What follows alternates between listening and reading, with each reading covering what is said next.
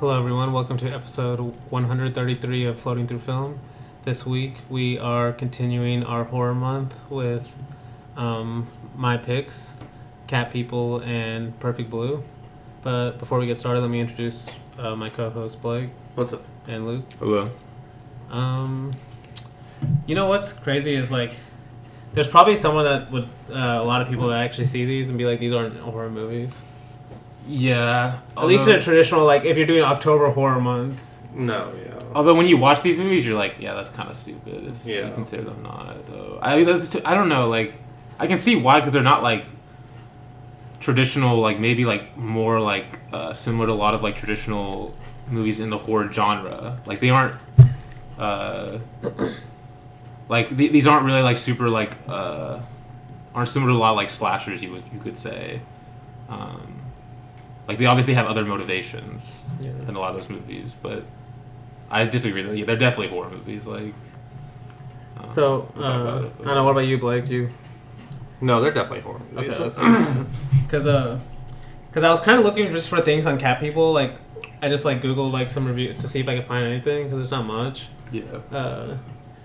But I found this one website that has some just interesting facts. Apparently the Cat People shot in 3 weeks, which is crazy. Damn.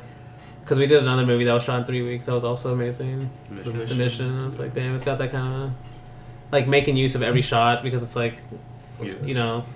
so low budget but also efficient, amazing. Yeah. But then also it said Cat People was one of the first psychological horror films. And very influential in horror as a whole, but both these that movies. one makes really sense because both these movies. That's all I was going to say. Actually, both of these are.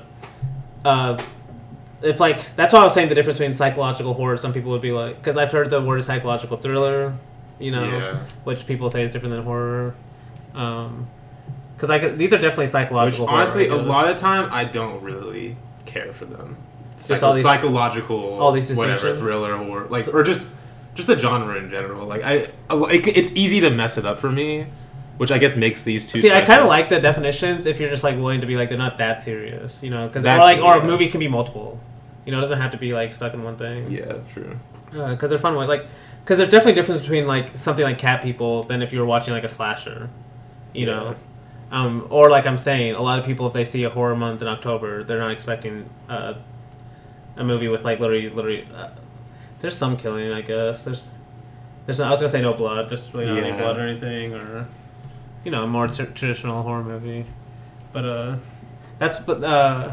and then Luke kind of had outside picks like that too. Yeah, true. I don't know what Blake's picks are gonna be. Although Deep Red is kind of more Deep Red, I would say, is, yeah. But yeah, neither Hunter maybe. Cat People's it's. I don't want to say traditional horror because it's not in this aspect, but it's definitely got horror the horror of today's. You can go back to Cat People and see they're taking something from it, just because it's such an atmospheric movie. It's all atmosphere. Yes. It's all atmosphere. It's all mood. Yes. Where Turner's better is he's making you think about what's happening off camera, or just in the shadows. He's all not showing you. I was gonna anything. say all shadows. He's not showing you anything. He's letting your imagination do everything, which is amazing. That's something that a lot of horror movies today can't do. But they do. Yeah. They do have this atmospheric dread, and building up, and that build up of tension that is seen in Cat People. That's why I say Cat People is definitely a horror movie, but. Yeah, it's not it's not graphic horror or anything like that, but it's definitely horror in terms of tension and dread. But yeah, no, and Perfect Blue, same thing. Even that kind of build up towards the end, Perfect Blue is actually scary. And, that's horrifying. But the reason why I think the kind of a psychological word is actually at least somewhat fitting for both of these is that it's kind of trying to relate to the idea of the horror of the mind. It's visualizing that on screen in a way, and it's using that through a person in both of these movies. Yeah, a woman who's kind of feeling tortured, honestly, about her past. This kind of and past, by her present, really. I guess how they maybe intersect. How the past is weighing down, even they're trying to forget it or change it. These movies have way more in common. If I'm trying to draw those things, but honestly, that happens a lot where you watch movies back to back, and then you just your mind just starts drawing connections, but. These actually do. These are honestly, actually it's kind of crazy. That's what I'm saying. That's But that's why I think they actually fit in that genre. Where I'm like, it was kind of interesting that I didn't think of cat people as one of the first of psychological horror, but it makes sense. Yeah. Like, it kind of makes sense that Blake is saying the more like gory horror that I'm talking about doesn't come out till later anyway. Yeah, oh no, it doesn't. Like, maybe if you're talking, and that's going to kind of lead me, actually, we can just go into cat people. Because I've talked about Deleuze all the time in his cinema books, and he talks about so many directors. And I read him before I'd actually watched Jacques Tourneur. But I still remember, because he talks about a lot of, he has his own distinctions of, like, different types of directors, different styles of cinema. And I mentioned how this kind of gory horror, more like, more slasher horror, it didn't come later. But you could say the early type of that horror is expressionist cinema in German cinema. The more kind of, that's the more horror where it's like on screen. Like opposed to what you're saying with Turner. His is like the shadows, the kind of like implied horror. It kind of expands the space in a way if you think about it. Like expands what's happening in the scene. Yes, to like everything they're seeing. Yeah. It becomes kind of like it almost widens it. You can think of it as. Because we've most people that are even listening to this probably heard the term expressionism in cinema. Like Dreyer and what German expressionism like Lang. Lang, yes. Who am I? Murnau. That's the what I was one. thinking. Yeah. But like and that then, like, type obviously of style, Wells and stuff. Like because it's funny you mentioned the shadows of Turner, because he compares how first he mentions. Let me just read what he says about expressionism first, because he says, "We have seen how expressionism operates with darkness and light, the opaque black background and the luminous principle, the two powers coupled together, gripping like wrestlers."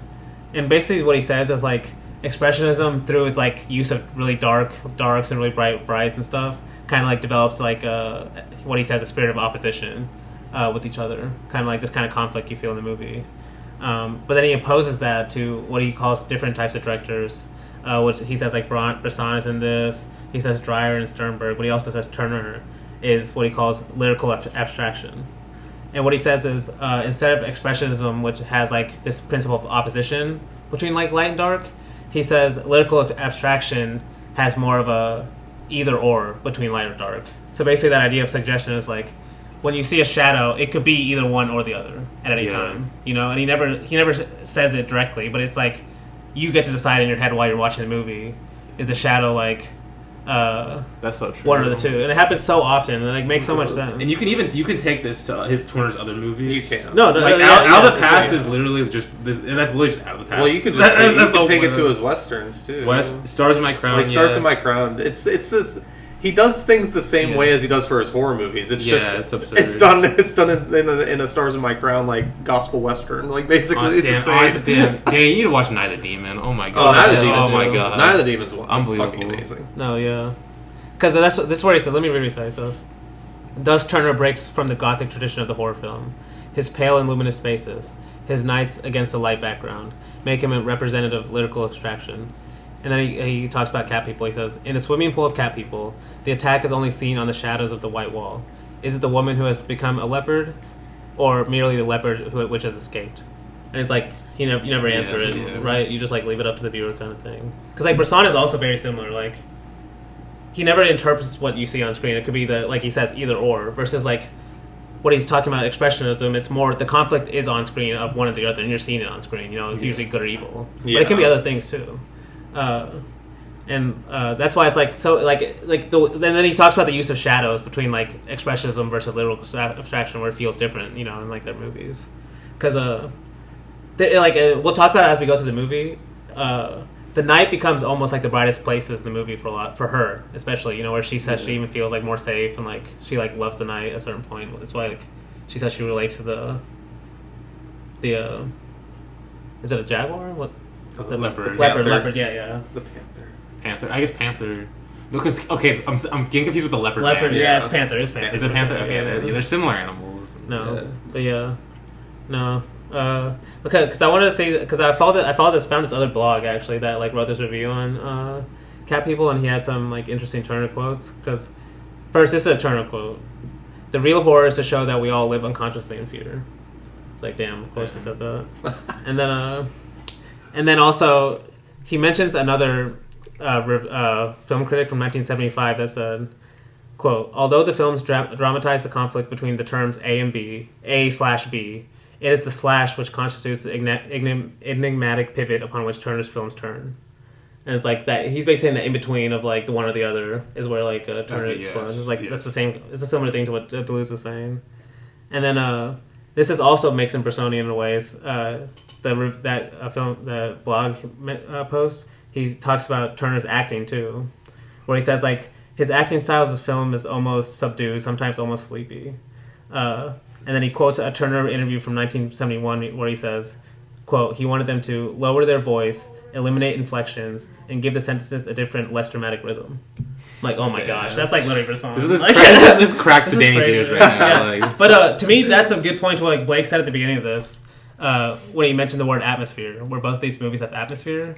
And like, to me, like, you kind of have to underplay the acting itself to get the rest of the mood of the movie, where like, to where you can make the shadow feel equal to just an actor, you know, where normally the actor wants to hog everything. And I'm not saying bad way, but it's like that's how movies are, you know. Yeah. And when they're the ones in front of the camera. Yeah, and then when they see a shadow, it's like their directly view. But like when we see a shadow in a Turner movie, it's almost like it's kind of what we're seeing what they're seeing, but it's like the shadow only takes on its own meaning, you know. Yeah, it does. Well, and it takes on its own like whenever the girl is walking between the light poles, the shadow's literally attacking her. Yes. Or like that scene is so good. We're gonna talk about it because that whole thing is so amazing. Yeah. But then also like just we'll talk about it. But that's basically all I had because even just getting ready for this, I was like, damn, we gotta do Turner at some point. We do. Maybe. This is. I feel like there's a lot of weight on my shoulders right now. Yeah, we're all looking at Luke. Yeah, like, come on, y'all. I mean, I could easily do it too. Yeah. You go, Blake. He does have the Blake time limit. The short. That's gonna make Blake pick him. Like Short King. He probably was. You do it right before my Revette series, you know. Okay. Or right after, just or something like that. Okay. Shot chaser. Okay. But I think we can just start with Cat People though. Get into the movie.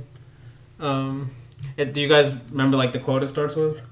You didn't ask us what our thoughts, though, I guess. Oh, sure. Okay, we can talk about the movie. I feel like they get it. No, I'm just kidding. Yeah, we love the movie as you can tell for the first 10 minutes. But what do you think, Luke? Because I feel like you started us on Turner. No, it was my mission to get y'all on him. Because I watched. He was actually early this year. I discovered him. Yeah. Because I watched Out of the Past because it was like an old Hollywood movie. That was this year. Like early this year. That was this year. Yeah. God damn, it's been all my Turner watching. That feels crazy. Damn. All right. So he's definitely I wonder if he's gonna make appearances on all of our year-end lists. Oh yeah, he probably will for sure. He might be a he will constant there. I watched Out of the Past for the first time because I thought it was like an old Hollywood movie that like everyone liked. You know, everyone hears about Out of the Past. I feel like most of all his movies, and honestly, it might be my favorite. Which is, basic, whatever. But it's very basic, but I agree. I mean, it's incredible. So I'm not gonna agree. I'm not gonna I can't agree with that. But... I mean, it's very close. Except for the Robert Mitchum thing. It's just like Robert Mitchum, that man has my heart. I can't lie. But yeah, I couldn't get my mind off it, honestly. And then I started looking at other movies and like, damn, these look interesting. And then I kind of just went on a binge. And then I got you all to. It's easy to convince you all because it was 90-minute movies, but yes. I do love this movie, especially we kind of say a lot of the reasons why, but also something I find interesting about Tourneur, and it's something that it's also a reason why I like Rivette a lot, is that he's able to wasn't there a quote Buñuel said about or you said something about Buñuel about his characters almost being like mysteries or whatever, or him saying portraying life as mysterious. Yeah, that's how I feel about Tourneur, and then by extension, I had that as a subject for Bresson and Buñuel. Okay, yeah, the same kind of thing. It was basically, I don't want to interrupt, but basically the idea of people are mysteries. Yes, and that's a big part of this movie and yet too. people, and then also just like general everyday things that we don't think as mysterious. Yeah. Which I guess is more Rivette, kind of like where Rivette No, I kind feel of like falls that's into it. definitely this in here too. Because Rivette's definitely influenced by Turner in that way. Because we'll talk about it with the psychologist. There's like so many Bresson things I see in Yeah. this as well. Because like Well, Turner loves the science versus reality, or the Yeah. science versus or supernatural. I mean, Yeah. like he loves that duality. or he like in his I think movies. to me he like or maybe this is just like me and Rational I'm versus reading into irrational. him, but I think he likes both. Like he almost no, like he he does. almost like he just likes the world has both almost like in the conflict it kind of shows. He needs to watch Night of the Demons so badly He right does. now. Everything he's talking about is like, damn, you're gonna love it. No, I do. That's I can't- literally I was surprised I the hadn't seen subject it. of the movie. Like it's Yeah, crazy. yeah. But yeah, I love this movie. Like it's great. No, okay. Did you have anything more about the mystery? Or you just saying Rivette? That's kind of just like that. That's a big thing I get out of. No, Turner. we'll talk about that idea And then more by throughout the extension, movie. Rivette. We'll talk about that more throughout. Yeah. But what about you, Blake?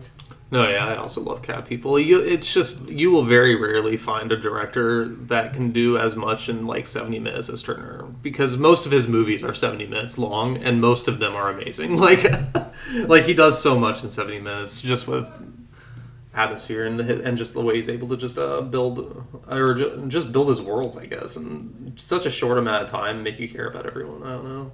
It's very impressive, but I mean, Cat People we'll get into why I love it, but. It's just very Also tense. crazy. He was like a B movie director. I don't think we mentioned that. Technically, He's basically Yeah. it is absurd. the first, Which I guess makes so- sense why like why he's able to make his movies so short, and like because I guess you kind of have to have that skill as a B movie director because you don't have as many resources as like the larger Hollywood productions. Yes. I mean, that's exactly how we talked about Johnny To. You know, Yeah. the mission. I mean, even though like that's why B movie was definitely used as kind of a term like when derogatory. derogatory as a way to. But the term actually is a good term because it also defines how the movie was made too, like the production behind it. Like I said, this was only shot in 3 weeks. It didn't have like star actors or anything. Yeah. But it probably gave him a little more freedom to at least be more like Yeah. open in the story like this. Yeah, You know? and the one time they gave him a star actor, like it made out of pass. Does Canyon Passage not have any stars? I don't know that many stars. Dana that long. Andrews, Joel McCree's kind of a star. kind of. He's not in camp, but it's not like Robert Mitchum level. I feel No, like. he's not Robert Mitchum level. Yeah, Because that one, Out of the Past also has Kirk Douglas too. that was before Kirk Douglas was like big though. It was like he was. I know, but in smaller. hindsight though. Yeah, in hindsight, yeah. But yeah.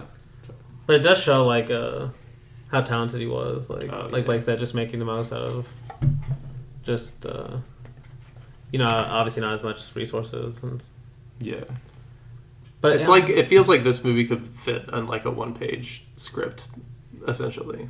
Like this honestly, is not, that's how the best films are. I mean, yeah. Like I've seen directors say this and stuff. How like the best films are actually like short stories more than like trying to do a full book, because you images describe like they're like almost like way slower describing words. Like what's the rule? Like 1 page of a script is like 1 minute of a movie, Yeah, something like that. Yeah. That's like the general rule. So obviously, like books are more than 120 pages usually. Yeah. And that's like considered like a normal movie. But to me, that's like a weird rule too, because like Blake said, like I'd rather just have like a 1-page script or something, a 1-page movie, or a story, Yeah. and just expand on it. Or be like put now, images, Malik and say, "Fuck the script, bro." Yeah. We don't need that. Or we're gonna talk about Rossellini next, and he definitely just does not care about the script at all. Yeah, Rivette didn't care about the script, but yeah. Like yeah. I don't know how much. Because I would say to kind of go into Cat People, because I mean I already gave my thoughts overall. I love the movie, but I wonder how much like the story's still really good in this one compared to like even if we're comparing Rivette to Rossellini, where you can tell like I don't know Rivette as much, but Rossellini for sure like he would never tell a story like this, where it's Rivette just didn't really have a story. Yeah, It exactly. just That's what I'm wasn't saying. really a story like at all. like where you could say like Turner's still like the story's still kind of important in this one. Well, yeah, he's still operating under the Hollywood system at the end of the day. Yeah. But the story itself is so open too, so it fits Yeah. his kind of like just the mood of the movie, And it kind of starts with this. Is it the doc? I think it's the psychologist, Dr. Lee Judd. Is that the psychologist's name? Something. Let me see. Yeah, it is. Tom Conway. He's like the leading guy. Because it starts with a quote from him where he says, "Even as fog continues to lie in the valleys, so does ancient sin cling to the low places, the depressions in the world consciousness." To me, I think that's saying something just about the... Like, it's kind of like hinting at her past, you know? Because she says something about... like how she's from, like she says something about Serbia a little later on. It's kind of short actually, because the movie like starts with her at the zoo. She's like drawing something. Like, it doesn't really like try and give you too much. No, it's like right away, and then this guy sees her drawing, starts talking to her, and we find out like she's like basically is lonely because she has no. She says this is like her first American friend. Yeah. After they start talking when they go home together. Yeah. There's a good shot because the Panther's already involved at the very beginning, which is good because I guess the movie starts with the Panther and ends on the same. Of the piece of paper you about? Yeah, the paper where she throws it and then like gets. Because it's like kind of ripped a little bit. Yeah, it's a panther with a sword through it. Yeah, that's what she draws. But then like they basically end up at her apartment, talking, and this is what I was saying where like she's talking. This is what I'm saying. The movies. Where he does a good job of the either or thing, where she kind of hints at this past that she has. Yeah. About where she's talking about the statue in her room, and he asks what it is, and she's like, "It's something from Serbia." She says. She said it was like a king from Serbia that killed like all the town that she was from was known for having these women that could actually turn into cats because of something to do with the devil. I assume. They said they turned like I don't know what the Mamluks are, but there's some. Yeah. She said the evil ways of the Mamluks have like Isn't that just Turks? I guess.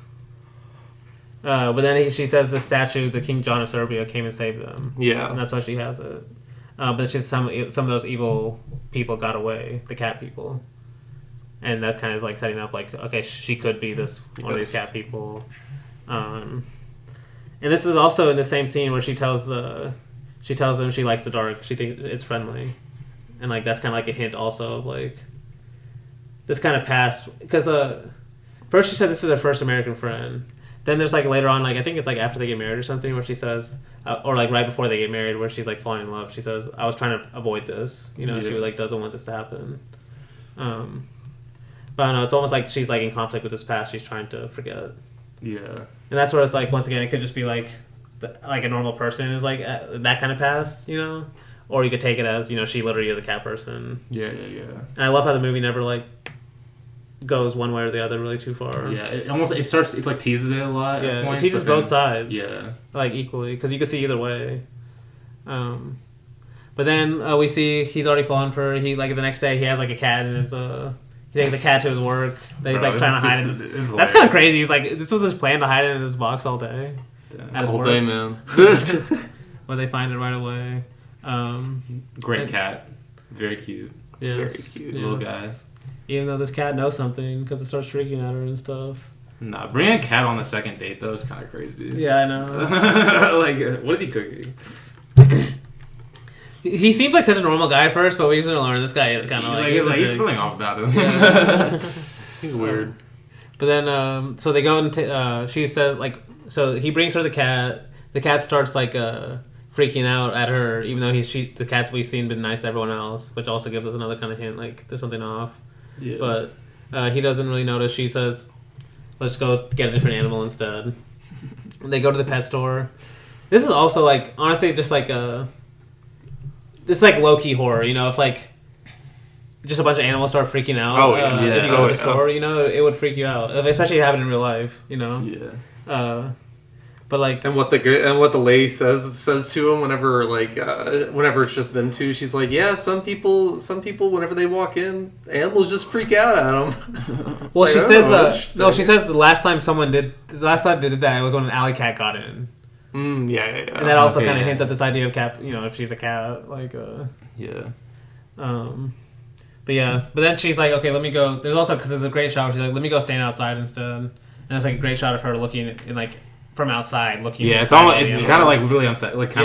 Yeah. No, but it has this idea of like she feels like she's an outsider. You know, like a kind of cat person from like the rest of people. You know, like as she's looking in this rest of the animals. Yeah. But then But then it's like it gets really quick until they're already in love, you know. Yeah, like they're this is where I say like she's like what she's telling him. I've lived in dread of this moment. I never wanted to love you. Basically, like I don't know. To me, it's almost like she knows she has this past that could come back and haunt her, but like at the same time, it's like she mentioned at the beginning, she's like really lonely too. So it's like she didn't want this to happen, but at the same time, she obviously does want it to happen. You know. At the most basic level, it's definitely a love story. You know? Yeah. Because like you're saying stuff about just her past. I mean, there is stuff about his past too. Like, well, that's gonna come up. Yeah, soon, because we see stuff like he's like, oh, I've never had anything go wrong in my life, basically, and then you're just like, oh, so this guy's just like an asshole. Yes. Or not like an asshole. I mean, he is. He is. It's just like, but this could easily just be a just a story about people that used to love, like a woman that used to love someone was hurt by someone that didn't love her back and doesn't want to do that again, and then it happens because she like loves this guy, he loves her, and then he's just like the first sign of any distress in this relationship. He's like out, so exactly he goes to the next best thing. So. Yeah. No, he seems more like just like the cowardly. Like, yeah, no, he's definitely saying. Turner's definitely saying something about like how men treat women in society too. I think like, so. Oh yeah. They kind of expect women to be these like perfect creatures, but like when like any sign of complication comes up, like they're like have such a problem with it. Yes, it's like hypocritical in a way. No, yeah. Especially like this idea of like just getting a psychologist to fix her. You know? Yeah. But yeah, we'll get to that in a little bit. So we get like a quick scene of like they're at the engagement, and this is another kind of a hint where like. It's funny how this like never shows up again. Where another woman comes up to her and like is like staring at her for a long time, and calls her sister, and she like someone says she looks like a cat or something. Yeah. So she calls her sister. Like people like she's obviously starts like getting scared and stuff, but then they're like I forget how often how much time cut. Like I don't think it's that much time cut. But it's pretty soon after they start having problems, because like she starts talking to him like at their apartment, and she's like, she's basically asking him to be patient with her, you know, because she said she's at least being honest. Like I think that's something interesting in the movie where she's not trying to hide it from him, where she's being honest about like she still feels this struggle of her past. Once again, like it's never clearly defined like what she's feeling, you know. She just feels like this like. Dark past is weighing her down.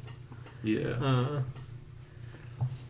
But then, like, because there's a good shot of when she's like kneeling at the door. Because I forgot to mention the very beginning of the movie where she's talking about why she likes living close to the zoo, like the panther and stuff. Yeah. Because she says she actually likes hearing it. It even sounds like a woman screaming sometimes. She says that. Because then at this scene, she like goes down on the ground and like sits. And we hear that girl, like that kind of sound of the girl screaming. Yeah. And that's going to come later, too, with, like, that scene where you were talking about with the other lady, the office lady, walking down the street where, like, the bus comes up. Yeah. It's like that same scream, too. No, the close-up of the panther. Yeah. In the scene. Is that the scene? At the very end, maybe? Or no, I think it's around here. I think it does cut to the zoo right after, like... Yeah, okay, okay, yeah.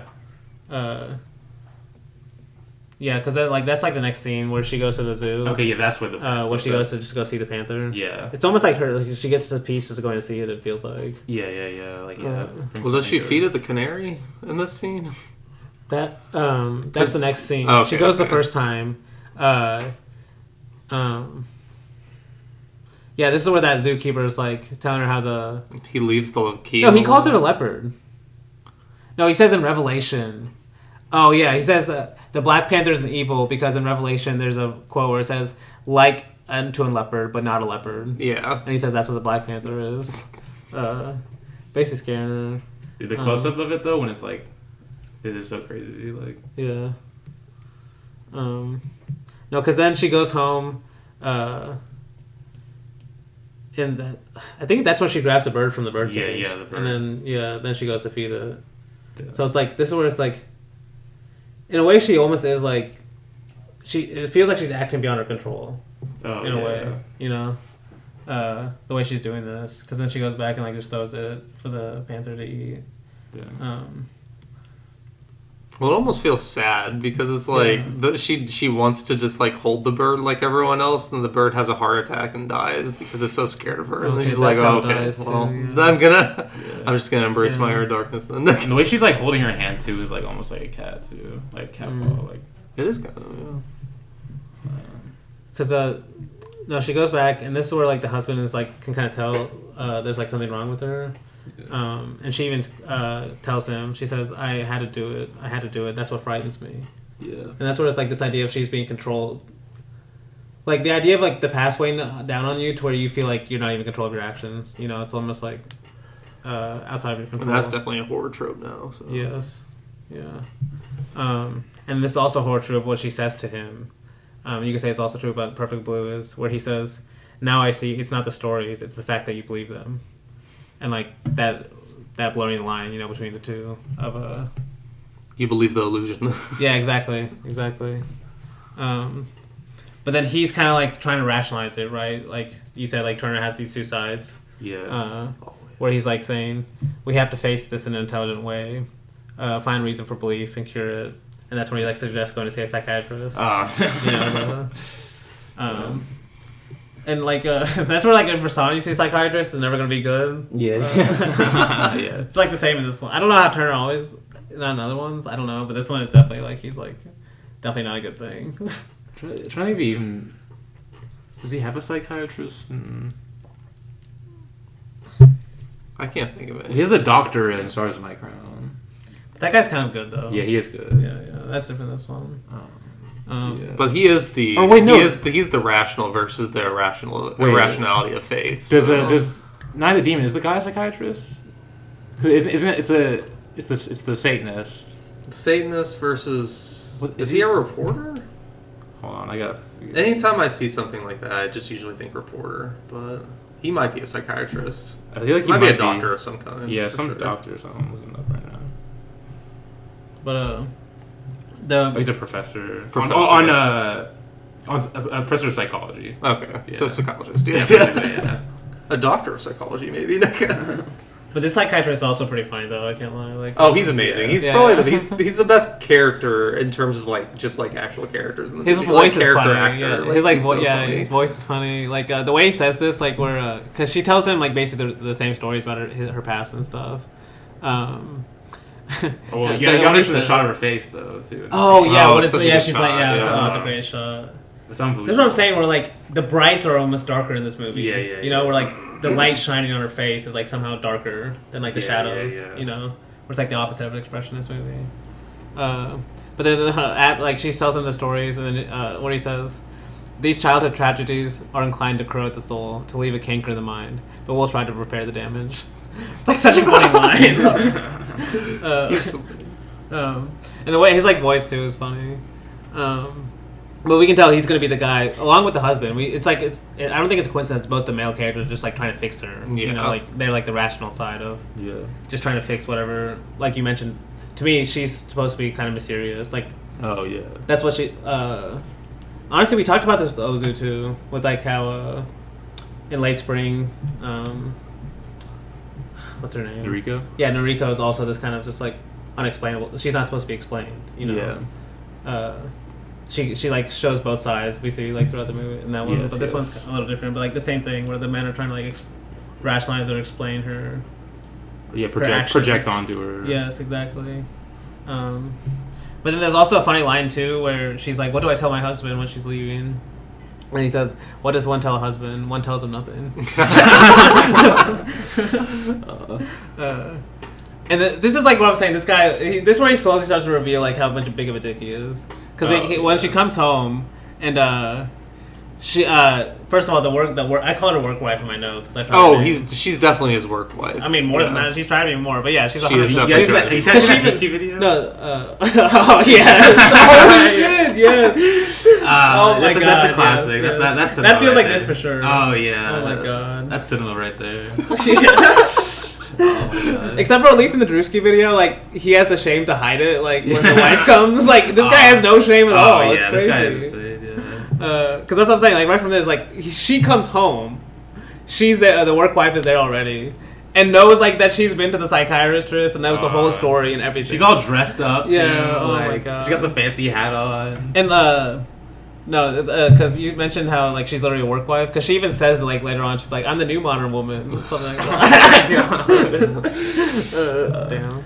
But and like she does because like what's her name? The main actress, the main person's name. I haven't even mentioned her name. Her name is Irina in the movie. So yeah, Irina's like she's like pissed off that she knows everything, and the guy's like, "What?" Like he's like clueless that about. He's like HIPAA doesn't exist yet. Yeah. She's like clueless. He's like clueless why she would be mad about this. Oh shit! So her name's Simon. Yeah. And have you seen the other 2 movies she's in? No. Or 2 She's other only movies in she's 2 in? movies? She's No. She's in 42, but there's okay. 2 other movies right next to Cat People. Les Plaisirs La Ronde. She's in both those movies. Les Plaisirs and LeBron. She's 4th billing on La Ronde, Dany. She plays Marie. Is she the one La that? Femme de Chambre. I actually don't remember her in this movie. But also, I haven't. I need to rewatch La Ronde. Okay, I think she's older than those other ones. I mean, She might LeBron's be. like 1950. That's only 8 Yeah. years after this. So. Yeah, 1959, 1952. Because I think she's the one that falls in love with the artist. I'm pretty sure. In Les Plaisirs? Yeah. Okay. Yeah. Yeah, the last story. Yes. Yeah, okay. Yeah, I'm pretty sure that's her. Damn. I didn't even notice that either. Because she also plays a similar character in LeBron too. Okay. Damn. But she's a lot more like quieter in this one. Yeah. In this one, she's more like the eccentric kind of. Yeah. Yeah. No, damn, LeBron is so good. No, because I think she's the one that. I don't know. Okay, anyway, okay. Yeah. But no, there's like a quick scene of her going to after that like scene with her husband. She goes to like visit the Panther again. Like this is what I'm saying. Like the darkness in this movie is her comfort. Yeah, literally like the Panther that everyone else sees as like evil. She's like, this is like her comfort place in a way. But then it cuts to the next scene of the guy talking to his work wife, where she's like asking him what's wrong and stuff. She's like asking him if he has marriage problems. Fucking bitch, nigga. And that's when he tells her she's like been skipping out on her psychiatrist appointments and stuff. And then she's like, the work wife says, "But you told me she seemed so anxious to be cured." And then this is where he's like, apparently not. Yeah. It's like, damn, this guy hates his wife. Oh, yeah. And this is the same scene also where he's telling her like, it's a funny thing. I've never been unhappy before. Things have always gone swell for me. And like, I think this is where it's saying. I think Turner's at least hinting like, or at least saying this guy can't understand her literally. No, yeah. He doesn't. He like he's saying he has this like clean past. He's too much of an idealist for sure. Not only idealist, like he just doesn't have this kind of dark. Whatever, like it's never clearly defined because he wants to leave it open what could be her past that's weighing her down, right? Yeah. But he, like, obviously he doesn't have this kind of thing, so he can't relate, and he, more than that, he doesn't want to relate to that he doesn't want to is the he doesn't bigger want to thing, try to understand or anything. He thought, once love, like, honestly, he wants the classic love story where love would heal this, where you get married and, like, that's the dark past is gone. And, like, Turner's like, no, it's like, it's still there, like, even after they got married and stuff. But yeah, this is where also the scene's crazy too because all this is happening, and then this is where after he tells her that she confesses his love for him, we're saying like I don't care if you know anymore. Oh my god, I like that's what true love is. It's understanding, like literally exactly what we're talking about, like how he's not trying to understand his wife. She's like that's what true love is. It's understanding. Like at this part of the movie, I'm just like, oh my god, these two assholes, like damn. And then this We're is where watching he's an like, affair happen in real life, Yes. or in real time. that's why this is a crazy movie too. Yeah. No, but this is basically like he's already fallen for his work life. Like it's already over. Because he even says something like, he says he feels something for her, but like what he feels with Irina is different. He's like drawn to her in a weird way, like almost hinting like she's like a demon or something, or a temptress. Like he doesn't love her the same way he loves what's this? Demon, a temptress, a foreigner, because she. Yeah, exactly. Yes, yeah. That's how he starts to describe her. But then when you cut back to her at the zoo again, Irina at the zoo, it's like a really weird moment where there's like a key in the. Yes, This I love this moment. Yeah, or like there's a key. He cuts to a key close up, and her like looking at it. So we think he's Yeah. gonna steal it. She's gonna steal it. Yeah. But then she goes, takes the key, and then just gives it back to the to the night guard or whatever. Yeah. To the night guard. And that's like that alone is like makes us feel like we're kind of like voyeurs, you know, like Yeah. watching.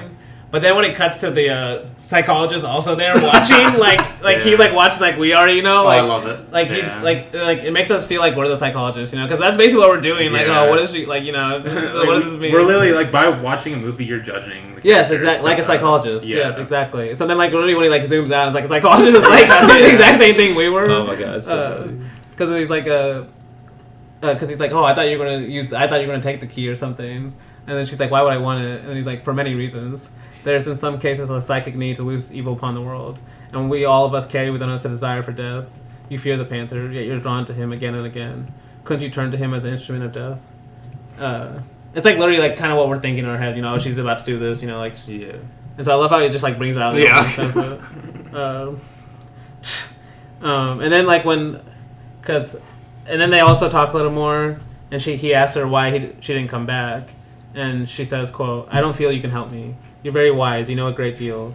Yet when you speak of the soul, you mean the mind, and it's not my mind that is troubled." Oh yeah. And then he says, "What a clever girl. All the psychologists have tried for years to find the subtle difference between mind and soul, and you found it." And then she says, "It does seem presumptuous of me, doesn't it?" Damn. And that's where like there's no questions answered too. Like this, Yeah. it's just the whole movie leaves up this idea of like Either one. either or. Yeah, exactly. Like, and they have different definitions almost. Yeah. You know Yeah. what mind is like. He doesn't obviously even believe in soul really, Yeah. and she seems to obviously give soul a huge weight. Nah. You know. Yeah. No, I love Yeah, that. it's scene, on my too. mind that's trouble. It's such a fire line. Yes, Because I mean, because yes, literally yes. everyone thinks it's her mind that's trouble in this movie. See, and Perfect Blue's kind of yeah. the same thing. Yeah. When Intimate- when reality it's just everything Yes. else really like the Yes. society, like her place in society, like Yes. how everyone relates to her in a way. Yes. And you could call that soul. Yes. Yes. You know, but no, dude, it's a great little scene. It's like it's like there's so many layers, you know, but it's like such a simple. Yeah, so simple. It's and the crazy. fact that she keeps coming to the same location over and over again, like Yeah. it hits, like every time there's like something going on. But then I think the next scene, like, at least I have my notes, is when she's talking to her husband again.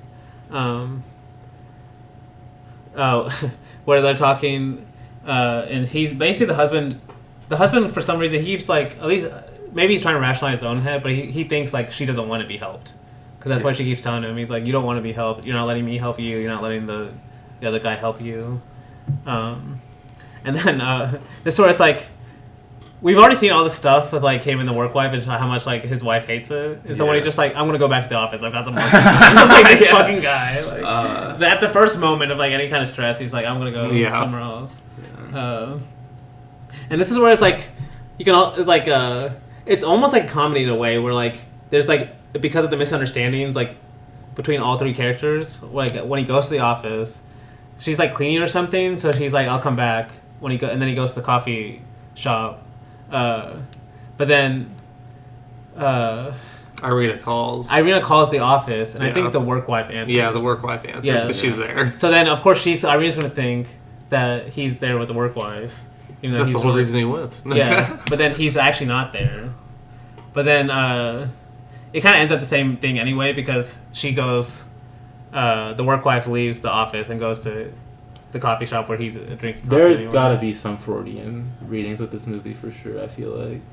Well, no, you could like I'm just saying like a lot of Turner is like what's left unsaid, like we've been saying already, and him just saying like I'm going to work, that just leaves leaves things open to like he doesn't like, does he want to go to work just because he wants to like get out of the house, or does he want to go to work to see his wife? Yeah, it's like, like or subconsciously, to see his yeah. work wife. Yeah. Like he's see his work subconsciously wife. drawn towards it. in a way. Exactly, He can't yeah. help but run into her. Like, Yeah. But then, of course, like he might not be like if his wife asked him like, do you want to see her whenever you go there, he would say no.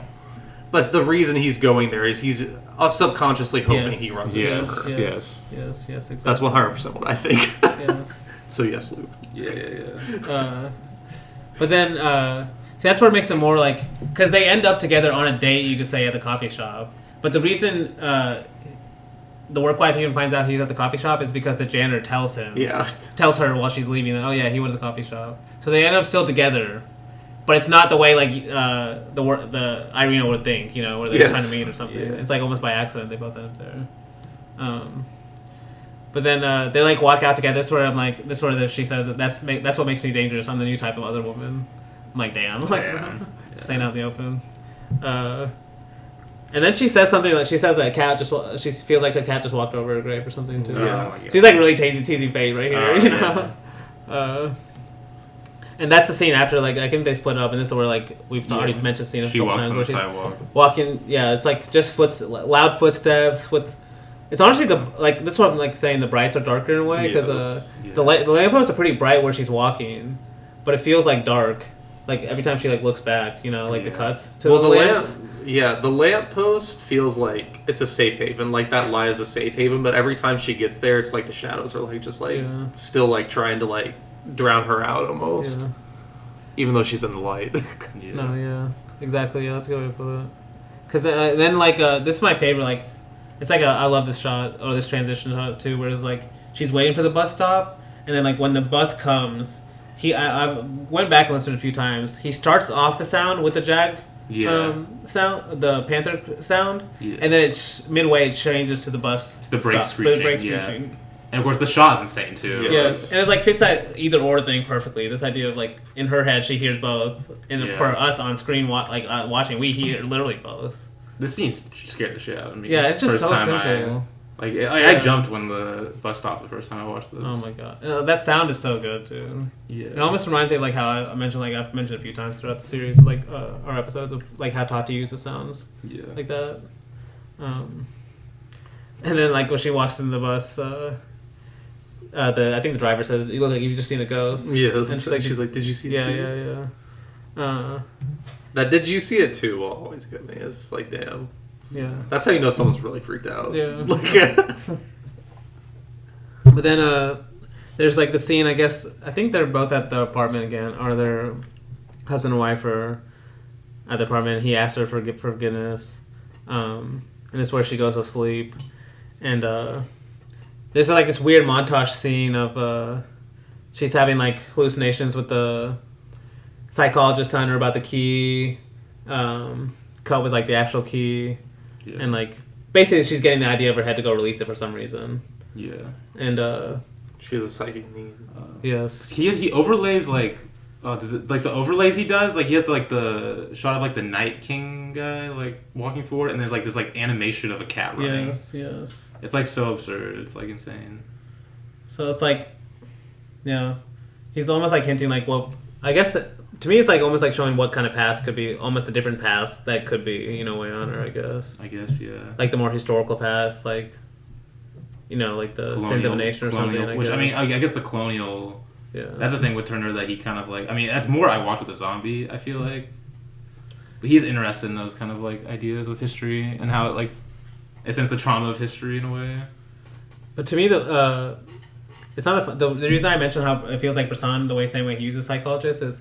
Because I mentioned the Devil Probably, how like it's the psychologist that almost gives the guy the idea to how to kill himself in the end with like the Roman thing, and this one is almost the same thing where she keeps hearing the almost advice from the psychologist of the psychic need to release evil on the world, and that's what she keeps hearing during this whole hallucination thing. Yeah. Or for she like you could say she gets the idea from him in a way, even though like he's like trying to prevent it. Yeah. No, because that's when she decides to, I think, go do it. Even though we don't see that right away. We see what we see. I think the next thing we have, at least my notes, is when they're at the museum together. For some reason, I don't understand why the work wife is there. Because they go them three. I don't know how they explain it. Because I was like, damn, this guy's like, this is probably the worst thing he does, where he's like, me and her are gonna he's like talking, him and the work wife are talking like specific. I forgot what they're looking at while they're talking about something specifically. And they're like, me and her are gonna walk over here for a while. You can go down there. Oh my god. No, because there's also a good shot of her like on the stairs with like a huge statue in front of her too. Yeah. But this is like where we get these are more, you could say, classic horror scenes, I guess. Of Oh, you should also mention the shot of her walking in the shadow of the statue too. Not just the statue, but there's a shot of this. It's this one. Hold on, because it shows her with the statue on the top of the stairs, but she starts walking down, and the camera pans with her, and then like when it shows the shadow too, like right there. Yeah, that's amazing. Yeah, damn. But then we kind of follow the. Actually, no, we follow. Irina. She's like actually, I guess she's just looking to talk to the work wife, because she goes to the reception desk. Like falls her. Yeah. This sort of like, he doesn't take the side of either person in this scene. Yeah. He kind of shows both sides in a way, because like he's showing Irina kind of just be a normal person. She says like she's at least acting like she just wants to talk to her face to face, at least from what we're seeing. But then like when it cuts to the work wife in the pool. Or when she's about to go in and she's the cat. Oh yes, too. yes. Yeah. That's the first thing. But then when she's actually goes in, and these are like some of my favorite shots in the movie, where like where she's like looking around and you can just hear some of the noises. The shadow of the waves. Yeah, the waves. The shadow of the waves on the wall. Yeah, exactly. And damn. Yeah. But this is where it's like before it can lead up to anything. We see Irina walk in, I think. Yeah. I think that's what interrupts her. Yeah, she said she gets scared, but just Irina, I think. Yeah. Yeah, well, she just keeps on screaming because she hears a panther. Okay, I forgot to mention that. And then the women here, they start walking in, and then Irina, like, shows herself, basically. So is it the workers from I think it's, the workers first. The workers don't come in first. It is Irina that comes in first, that's yeah. It's just, she only comes in because the workers start to actually notice. Yeah. Okay. It is really good though, because it's just more of the what's left unseen and unsaid. Yes. Because you're not seeing anything; it's just all shadow. Like you're just seeing, you're just her trapped in this pool, and like with all just darkness around you. You're like, damn. Especially since like the sounds are like what are really like along with the shadows, it's like the sounds that are really convincing her that there is someone there as also. Yes. Because honestly, Irina. Like kind of like playing these mind games on her. It's like there's like a great moment of her like I think she's like leaning up against a chair, and she's like smiling and she's asked her like what's the matter, Alice? Like almost like satisfied. Like honestly, it's like a better horror than just like actually just coming out and attacking her. You know, just, like, making she's her like think, she's kind of rubbing it in too because like I don't even know if I'm not sure if we're talking about the same scene, but this is whenever she's like the work wife starting to like. She's like, "Oh, don't leave yet! I'm coming out." And she starts swimming to the thing, and Irina like walks over there and leans on top of it and starts to talk to her. That's what she says. What's the matter, Alice? Yeah, she's like smiling because like she stops immediately and goes back into the pool, and I'm just like, damn. No. And that's what I'm saying. Like her just like messing her with her mind. Yes. It's like in a way like a better horror for her. You know, they're just coming out right attacking her. But and then like. I think Alice is already gone at this point, and then it's just the work wife with the employees, and they see the robe that's there, and it's actually torn to shreds. Like a panther was actually there, which is kind of just like, but it just leaves it there, you know. But then the work wife goes to visit the psychologist to kind of say like she actually believes what Irina's saying, and of course this guy doesn't believe her either. Because what he says to her is. Why should she wish harm to you?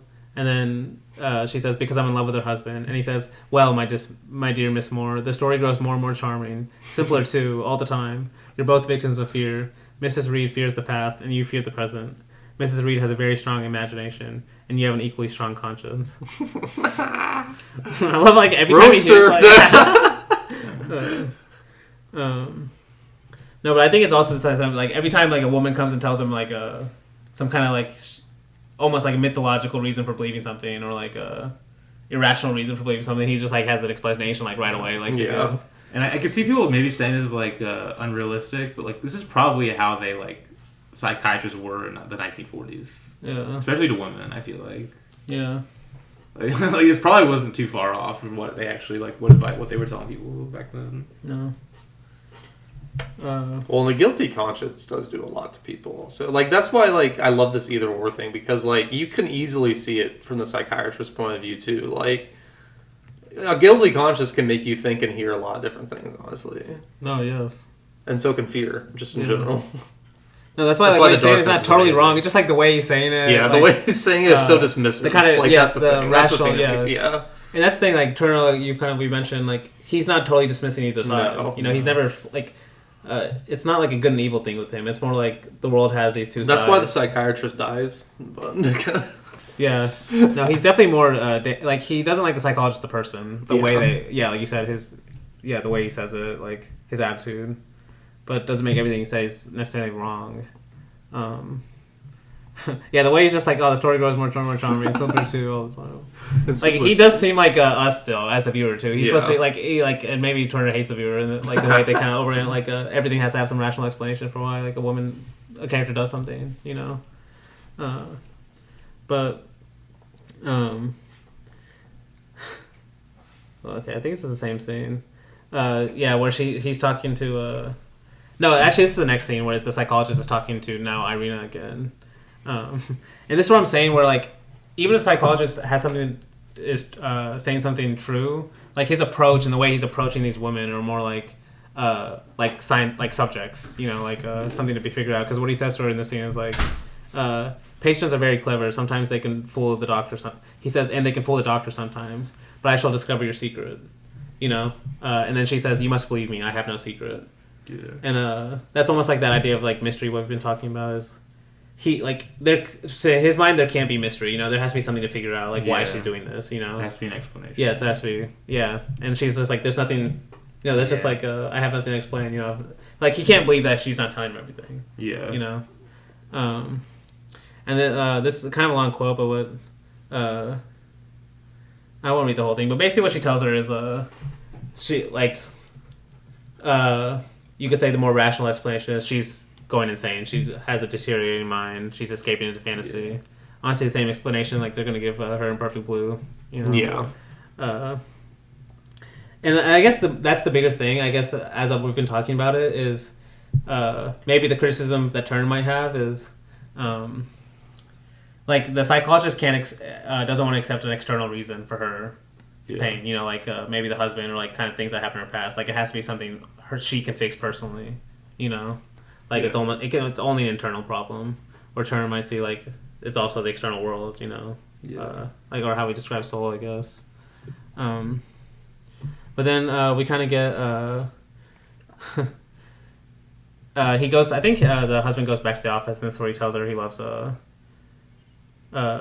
No, we don't even see that happen. We actually, I think it's the husband and the wife back at home. Yeah. And this is where he admits that he loves Alice. That's the work wife's name.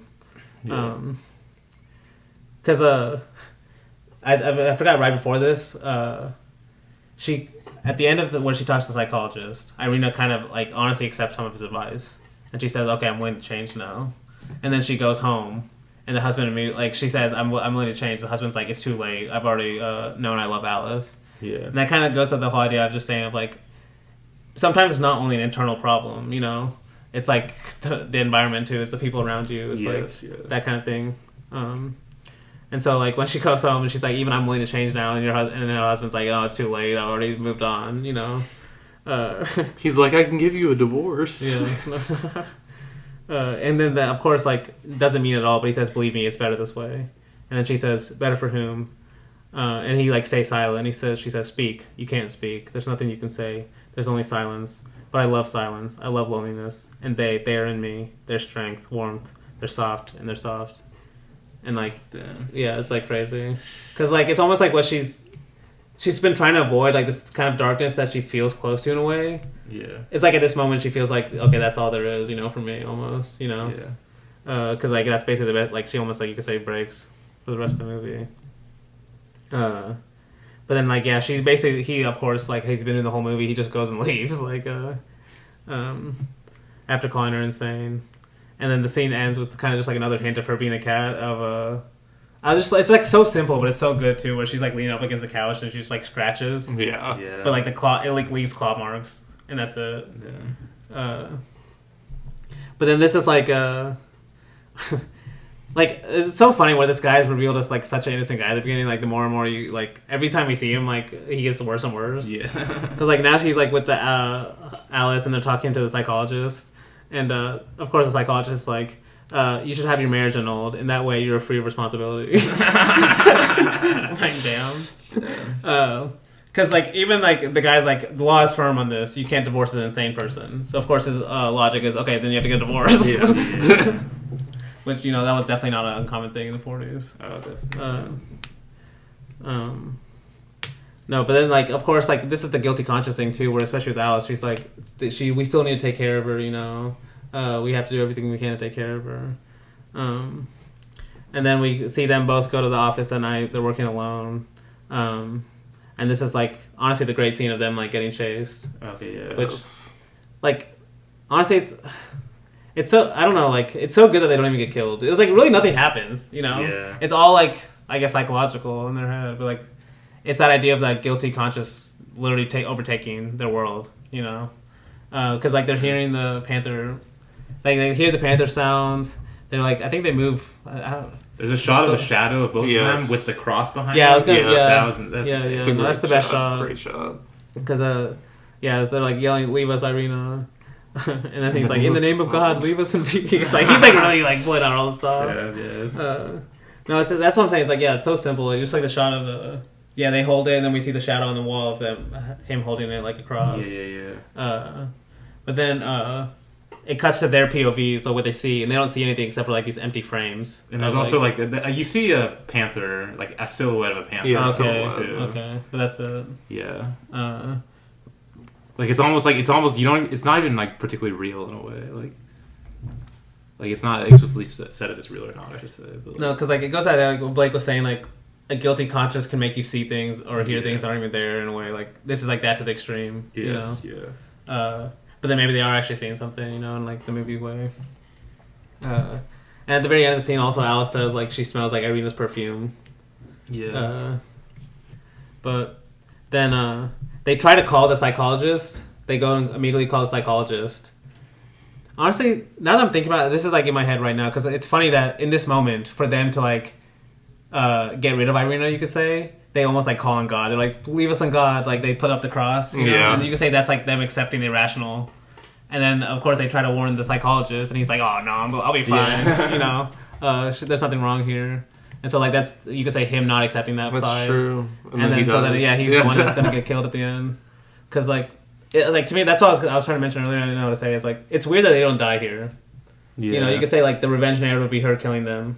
Yeah. But I guess like we do got a kill with this guy. You know, damn, we got our satisfying kill here. Even though it's like the most efficient Turner way ever. Where, of course, like this guy's immediately hitting on her. Like, he's been doing that. No, like that's another thing where that's kind of like it feels like that's been another one of his like his goals, you could say. So she feels like, of course, she's like leading him on, and he's like rubbing her arms and stuff. Honestly, this scene, he kind of shoots the murder scene in a similar way Bresson shoots the murder scenes in L'Argent with the lamp. Because he shows him like backing away, and then he cuts to the lamp following. I think.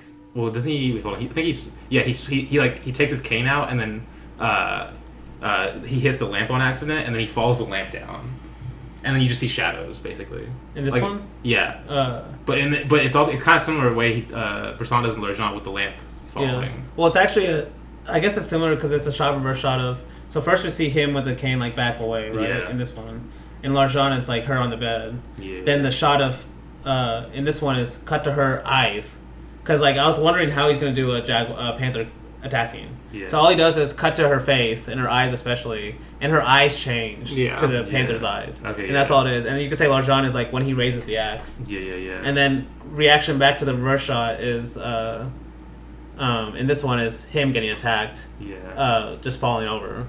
Yeah. But then he does show the lamp falling on the ground. Yeah, he does show. I guess we only see his reaction first of her actually changing. Yeah. We don't actually see her actually change. Yes. That's like the implied thing. It's like more by just the reaction on his face where he's like freaking out. You know. Yeah. And then we see a shadow on the wall attack the psychologist of the panther, and that's basically it. Yeah. It kind of reminded me of Argento, like the very beginning of Deep Red with the shadow attacking. Honestly, yeah. You know? For sure. There's something amazing about that. Yeah, for sure. No, it's like, it's just so simple, but it's like amazing. Like, especially the eye changing too. because you mentioned how much you like the Panther close up earlier in the movie. Oh yeah. So it's almost like to remind us too of the eyes. Oh, Later for on, it's sure, gonna for come. Yeah, it's beautiful. It's just- Yeah, he holds on. He holds on to eyes for a sec. Yeah, so, he does. as it's changing. Yeah. But then we come and see like they basically see the aftermath. The new husband and wife. And they come and see the aftermath, and then they go because I think they hear the jaguars escaped or something. I don't know. I forget. Well, no, she Actually, never mind. Just cuts to the zoom. Yeah, first. shows her walking up and then Yes. like turning the key and releasing it. She is injured too because they do know that she got hit because there was Yes. blood on the sword. Oh, okay. Yeah. Okay. So they do know that she's at least Yeah, injured. that's true. Yeah. But then when she goes to release the panther at the end, it attacks her, and then it dies by getting hit by a car. And that's when I think it's like a great shot of her body lying on the ground too with the open cage. Because it doesn't actually show also the leopard. It shows him jump. It shows the leopard jumping over that wall, but but then you see like the light from the car, but you don't actually see the camera getting hit. The camera just stays still.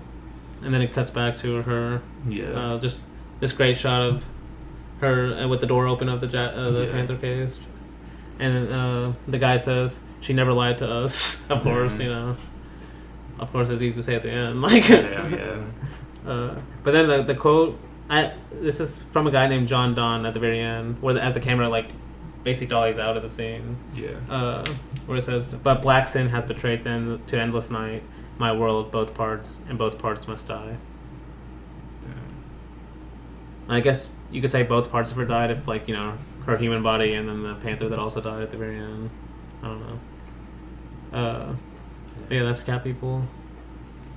Yeah. It's a lot for. We almost talked about it along in the movie, actually. Yeah. I know you love that ending because it's like cynical and stuff. Probably. Like. Oh my god! I love it too. Of course, you have to say cynical. No, not cynical. I mean, you to love me, it. it concludes the whole thing the movie's been saying in a way. Okay. But I don't know. It kind of is a cynical ending though. The fact that she dies and they get to live. You know another ending that Turner has? No, that's not Turner. Mine. There's the Lusty Man kind of has ending like that. Honestly, Like yeah. Mitchum being her in a way.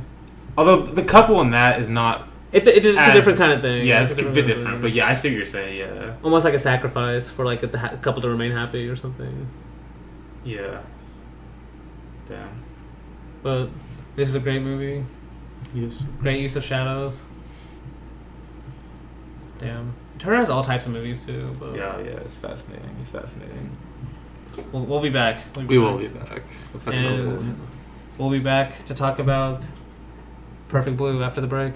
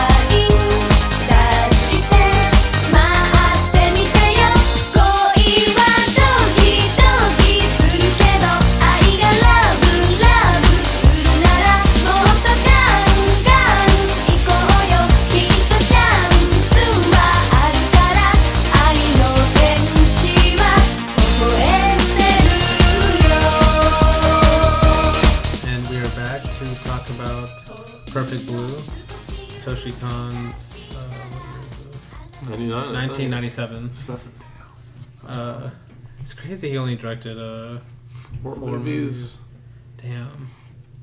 Have you seen Paranoia Agent? I haven't seen Paranoia Agent yet. I still haven't seen Tokyo Godfathers. You need to watch Tokyo Godfathers. Have you seen Tokyo Godfathers?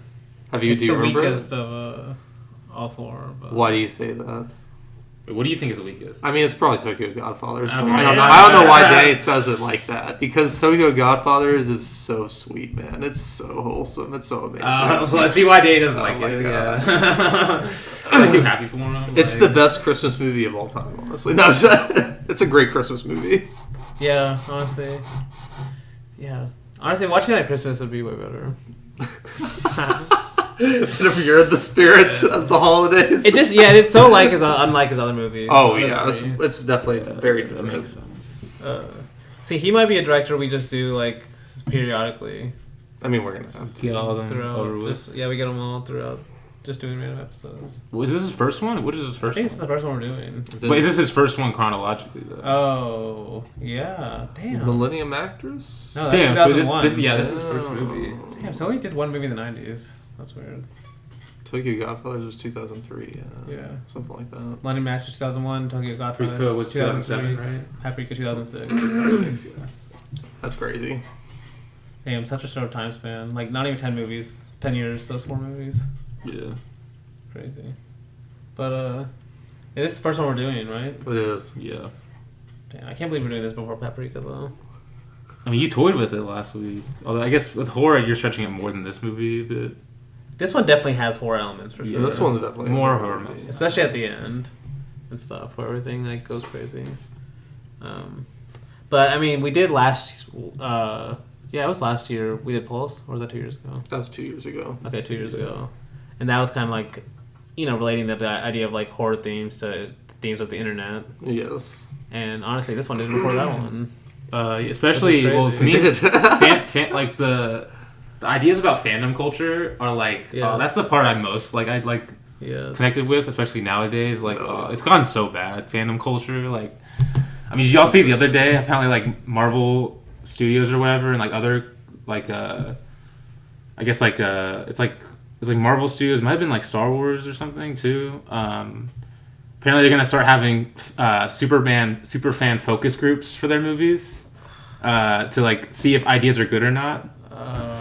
I was like, this is basically like You know, who's that guy on Twitter? The Soups guy. Soups guy. Yeah, you know, Yeah. he's like salivating right now. There's also the Blue Ray Angel guy. Or Both whatever. of them, Yeah.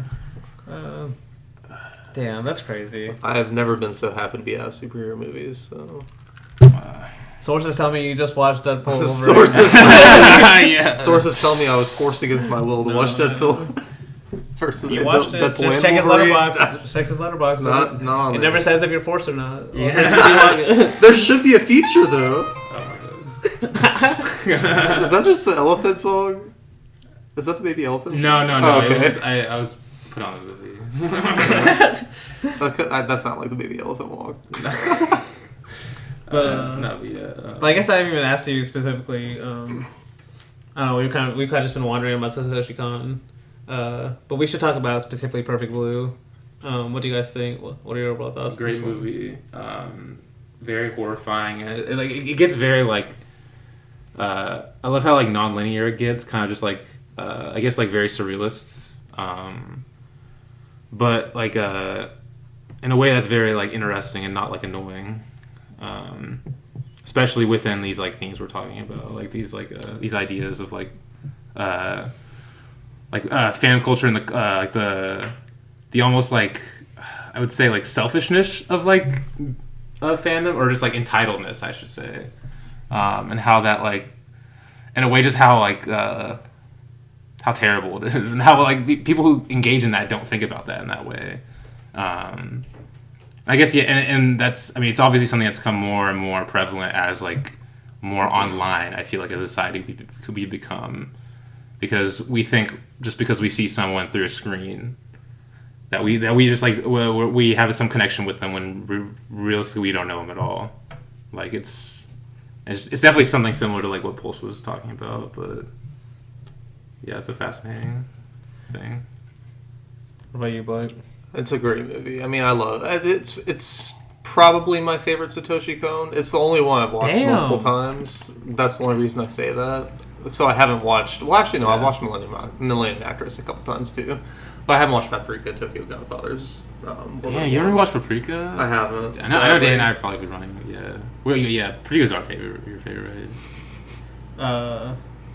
Yeah. Yeah. Yeah. Yeah, me too. But I don't know. Perfect Blue is amazing because it's definitely doing a lot with the fandom culture that you were talking about, but it's also, it really is an air journey about what it means to be a person and who you're projecting online and or not even online, but who you're just projecting to the world and who you actually are inside. And it's like how it's why I love like all these different movies about like the different masks people all wear, because it's very hard to see who the real you is until, I don't know, and like we don't even know if at the very end of this, if the person that we're seeing is the real her or not still. Yeah. Because like it ends very like you don't know if the it's last like shot, yeah. the last shot is like, oh damn, you don't know if it's like the idol her is still there or not. But Well, I it's think we just do like, know it's still there. yeah, yeah. But it's like I just love all these ideas it's tackling because it's very early in these. It's very early for this type of idea. Like pop idol culture probably started. I want to say it started in the late '70s in Japan, like early '80s, because that's whenever it started in Hong Kong for sure. Like this, just like these idols essentially, like Sally Ye is an idol, like in Hong Kong, and they were always like musicians and stuff like that. But this stuff is all. It's also only gotten, like you said, the fandom's gotten worse, but just like these idols themselves have gotten like their image has gotten even more refined as the decades have passed to the point like fans now, the reason they're so bad is because the producers and the people behind these idols have refined these images so much to make them want only this specifically, and if they deviate from that at all, it's like a massive affront to their fandom or whatever. So it's like it's very early to be tackling all this, but Japan's always at the forefront of this stuff because they always are just at the forefront of like technology and stuff like this. So it's very fun to watch. I love Perfect Blue, so I'm really excited to talk about it. Especially like the internet aspect of that idol Yes. side. Because honestly, like probably all over the world, this idea of like, to me, it's related specifically to technology. Because I mean, even throughout history, like people have like wanted idols to kind of worship, yes, you know. yeah. But this like this kind of modern version is just like almost like ultra modern with this internet, kind of being introduced. The It like internet allows makes for this it- kind of identification that like Yeah. wasn't even allowed in this kind of way ever before. It makes the You know? viewer feel like they have a certain amount of ownership over Yes. over this product they're watching, Yes, essentially. Yes. And then you said also something interesting about the kind of like refining the image over time. From like the kind of agents and producers on the back end got Yeah. better. Like we see that in this movie too. This Oh, kind of wow. like to me, what I think about a lot from this movie is almost like the Disney stars. You know, where like from the very beginning, the reason why like Disney creates a pipeline of these stars is they know like it's like the same reason like apparently the director of Inside Out 2 had said they waited on purpose for like 10 years for that audience to become older so they could like make it for that audience 10 years later, you know. Yeah. And the reason I bring that up is like Disney stars and like the producers behind them on purpose will make these stars for these young people so that even like 20 years later people still listen to Miley Cyrus songs, you know. 40 years later people will probably still listen to Miley Cyrus songs, and that's not a coincidence, you know. Like once you start to identify with an idol or something, this kind of star, you can make money off them for a long time. And, agents and producers know this in the back end. That's why they try to refine this image, you know. Yeah. And like we even see this process here of like they're trying to change her image, Changing the image too. but in a way like to kind of age with the audience, Yes, you know, yes. to keep her up to date, you know, so she's not always just a pop idol. And like it's so interesting in the ways like they try to do that, you know. Obviously, Japan is probably, you know, very famous for this, but They are, yes. Interesting all over the world is like just use sex, you know, to make her more adult and get people to look, you know. But that's an age old thing. But like it's like very dark in this movie too, because like it's like that idea of like the industry wants you to be like, oh, you're just acting in a role, you know, just keep it separate. It's all just here, and like it's not actually impacting your real life or whatever. But like as we've talked about a lot with just films and stuff in general, like even like when we talk more about actors in films, like how they have a hard time, you know, they can blur the lines and stuff. It's hard to disassociate yourself Yeah. from the character you're playing sometimes. Yeah, sometimes. Or more like Well, I know there's definitely movies that tackle subjects like this, obviously, like real like live action movies, but I don't know, there's just something about like that, especially like later on in this movie where she starts to actually be not forced against her will, but she really doesn't want to be doing this stuff to be an actress, that it kind of just hits really hard, just because you're like, even the people on stage with her are like saying like, I'm sorry I have to do this to you, basically. And it's just like, I don't know, you don't really like, I feel like we don't see that in like live action movies hardly at all. Like these, like you think about like rape scenes and stuff like that in movies, and you don't really think about the process behind making it a lot of the times, because it's so uncomfortable watching just the finished product half the time. Yeah, no, like it's a very like it's very hard to think about the making of that process too. So no, especially in this kind of setting where like where everyone has different interests or motives. Yeah. Like, so the person using the actress, like the agents or something, their actual reasoning is, it's not just because the script calls for it, the story calls for it, it's because they're trying to, like you said, refine her image or make it better, you know, move it forward for a new audience kind of thing, you know. So it's like, it's icky in that kind of way. Even it's like, oh, even if the story, like, even if you had a great movie that had to have a rape scene in it, which I don't see why, but even if you did come up with that, like, the people using that rape scene are using it for terrible motives behind the scenes, is like what he's saying, you know. Oh yeah. And like, I think that's what she starts to realize later.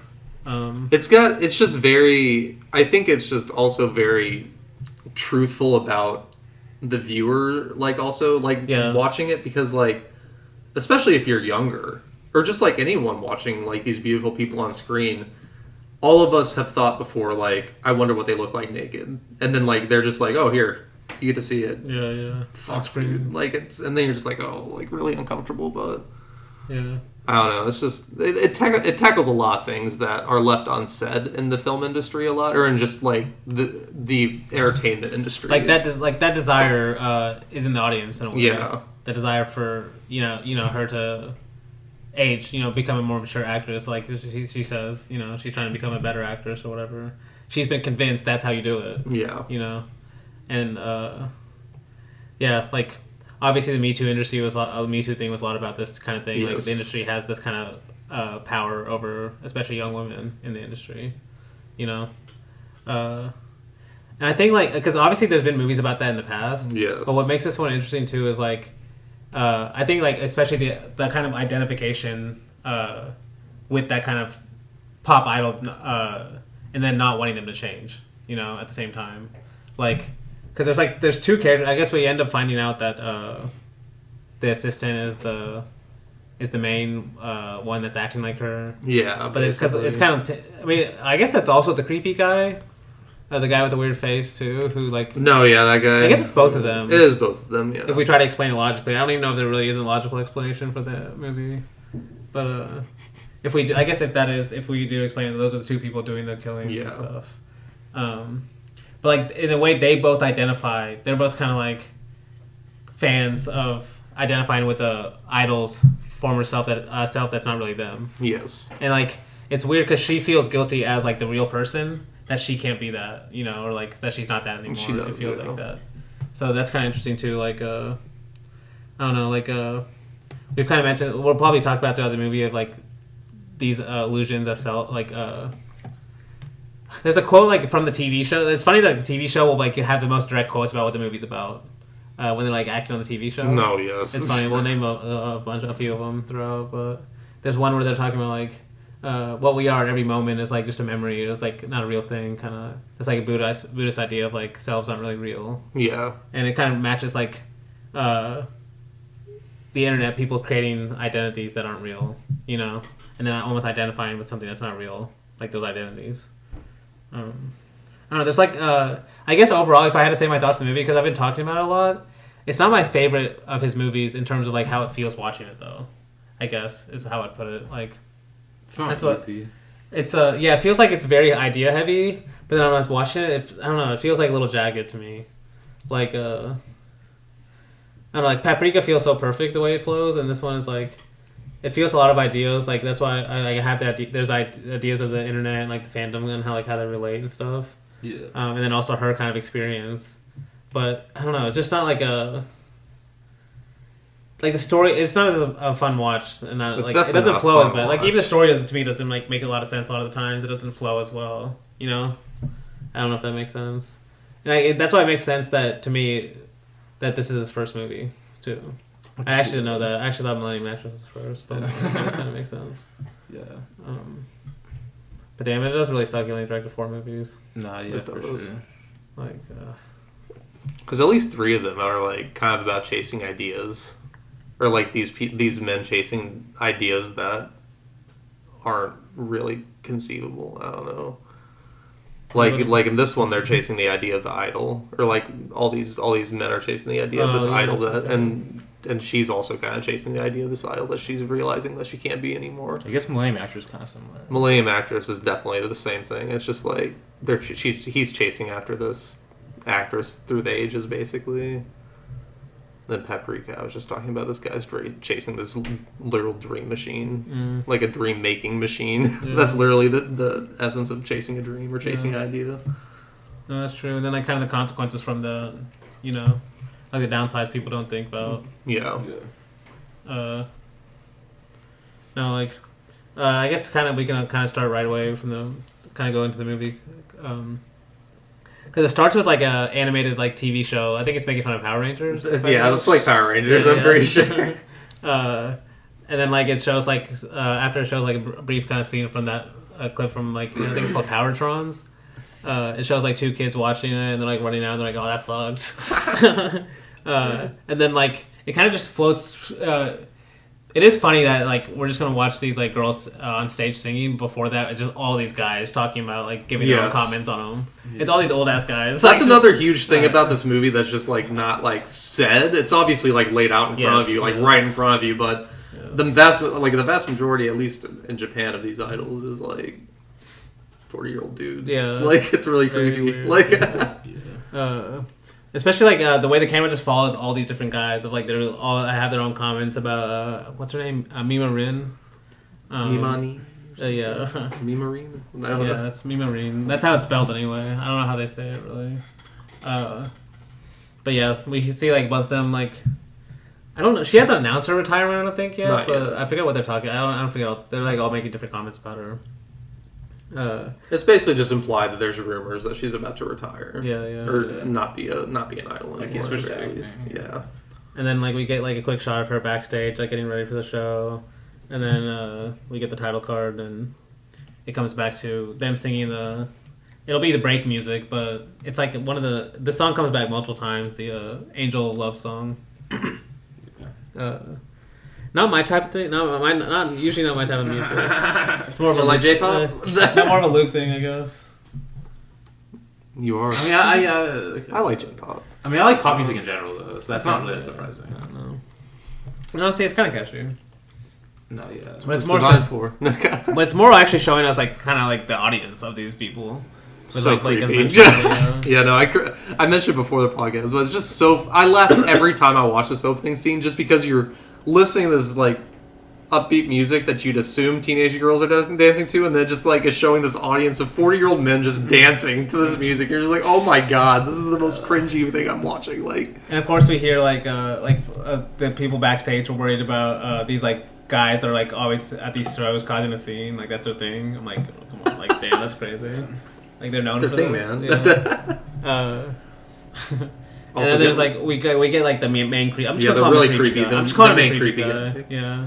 He's got like this super weird face. Super I creepy love how face. I love the way Satoshi Kon draws faces, because it's not like even other people too. Like a lot of the faces he draws are like not like realistic, but they're so memorable. Yeah. Yeah. This guy's face especially. Like there's even a shot of him like looking at her like through his hands and stuff. Oh yeah. Like, That one's amazing. yeah. Because that's literally just him holding his hand, the ballerina like dancing. Yeah, basically. yeah, honestly. Like, it's a ballerina. Like that's his image he's trying to protect. Yes, Is that honestly, right that's a good way there? to say So. that. Yeah, honestly, yes. Love that shot. But then she's like, sadly has to announce. Actually, it's actually the fight. The guys cause a fight. They almost like cancel the show again, apparently, because this happens all the time. But then after that, she announces that she's retiring, leaving the group, and then it goes to the credits. We get her coming to her apartment. She has a letter, and this is where she gets a link to Mima's room. which is like it's weird now watching this, like someone like barely like grasping with the internet, Yeah. but like we kind of talked about the Pulse too, but just like seeing how influential the internet would be, like it's crazy. Like you want to go back and be like, tell them like you have no idea, man. Like, you have no idea how fucked it's about to get. You have no idea. Because she doesn't even know what a link is. Like, because talking about Perfect Blue, like, I don't usually like remakes of movies, but you could easily remake Perfect Blue nowadays and do it with AI porn. Like, because that is something that actresses are going to have to deal with so much in the coming years, man. It's going to be insane. I didn't even think about it. Well, just the fact that Like, it's going to be in fucking insane, dude. Like, AI is going to fuck so much shit, dude. Like, oh my god. It probably already is. Oh, it already is. No. I mean, it already is. The old generation, I can't even... Like, it's going to be hard for us to distinguish. I can't even imagine what it's going to be like for the older generation, so... Yeah. Well, we'll have to stick to the Princess Mononoke AI movies Stop! on this podcast. The classics. Yeah. But anyway, she gets like also like a creepy fax that just says traitor, and then after like it's actually kind of important in some of these exterior shots of her apartment when it like zooms out, because it's actually showing us over again what the outside of her apartment looks like because of the final scene where she kind of gets trapped. But then like her agent, or this, what's her name? I guess I don't know. I called her agent. I mean, that's kind of what she Yeah, is. yeah. But her agent comes. Also, someone you could say is really interested in this former image of her, this pop idol, which is also connects her to the creepy guy. This image, but like she has to explain what a link is.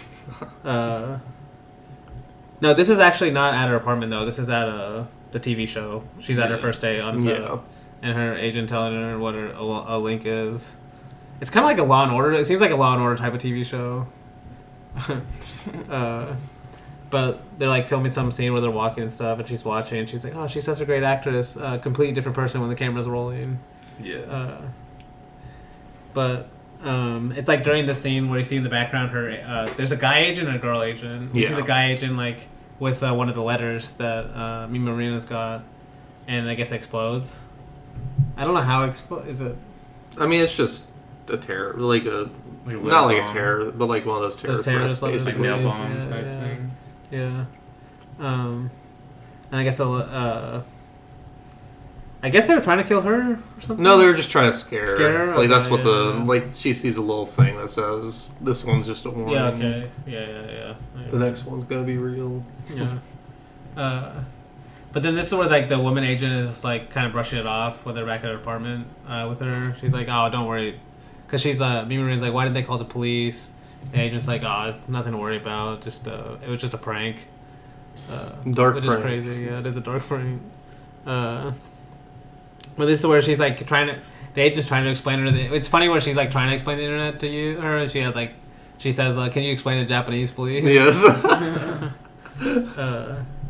But then I guess like actually she figures it out. It kind of like montage to later in the scene where she figures it out. Yeah. And this is where it's like a creepy moment where she's like kind of curious about all these different like diary entries she sees of her, and then they start to get like more and more detailed. And it's Because like, at first she's just like laughing, like, "Oh, how do you know so much about me?" And then she keeps on reading. She's like, "Oh God!" Like, yeah, it's like naming what she got at the grocery store, when she thought she was by herself, and stuff like that. naming like how she felt because she walked out of the train with the wrong foot. Okay, Like, yeah. damn, it's like holy shit. No, see that's like, oh my gosh, like I wonder what Taylor Swift would feel like watching this movie. I wonder if she has. She probably has, honestly. Well, I mean, I don't What are you basing that on? I have. Yeah, I don't know. Just because she's so Oscar-winning director or something, probably. Wait, is she on? I don't know. I know she directed short, didn't she? I think she's gonna direct a movie. I heard. Oh, she's going to. Okay. I don't know. So she probably will be in the future then.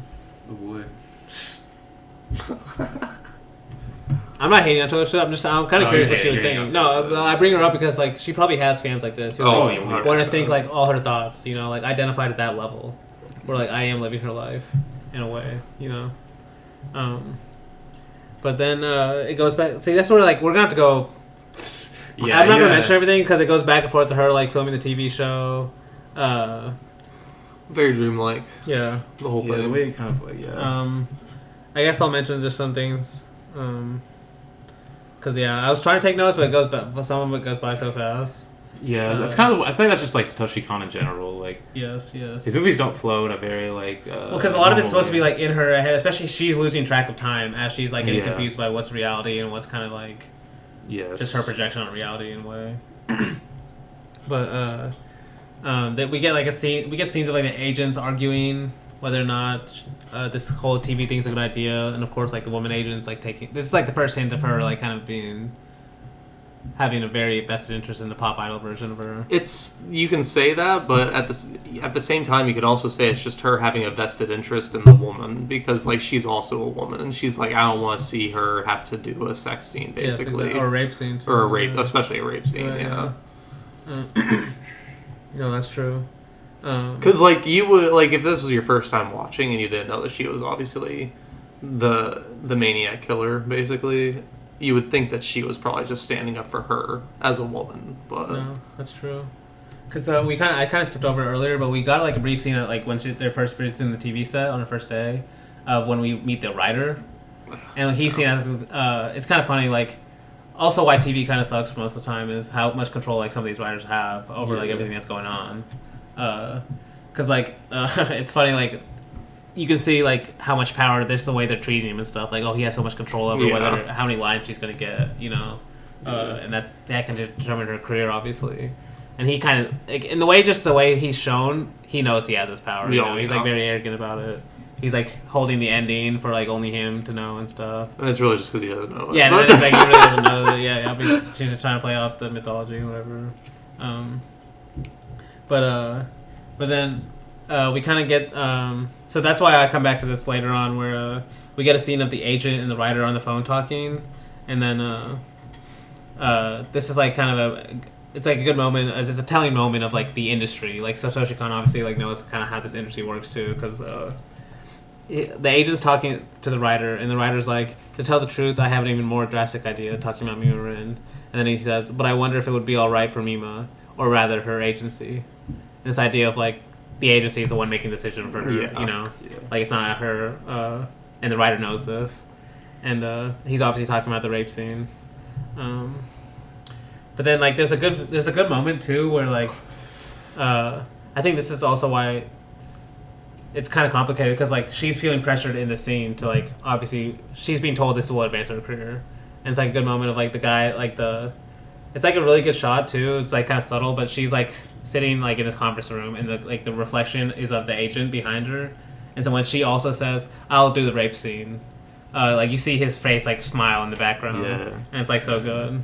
But it's almost like she's basically doing this because she feels like this is good for her career. Like, she literally says that later on in the movie, like in one of her breakdown scenes, that she's only doing it because she thought, like, she obviously doesn't want to do it. She did because there's so many people that got her to this point that she feels like she has to. So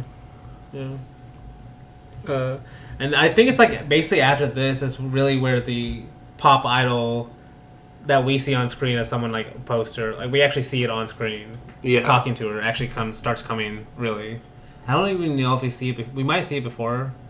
A couple times, but this is really where it starts like taking over the movie in a way, you know, because like we see like when the voice tells her not to do it, but then it cuts to her at the club scene. Actually, it's honestly it's an interesting way he films the scene because he's like, he almost films it in a way like a traditional like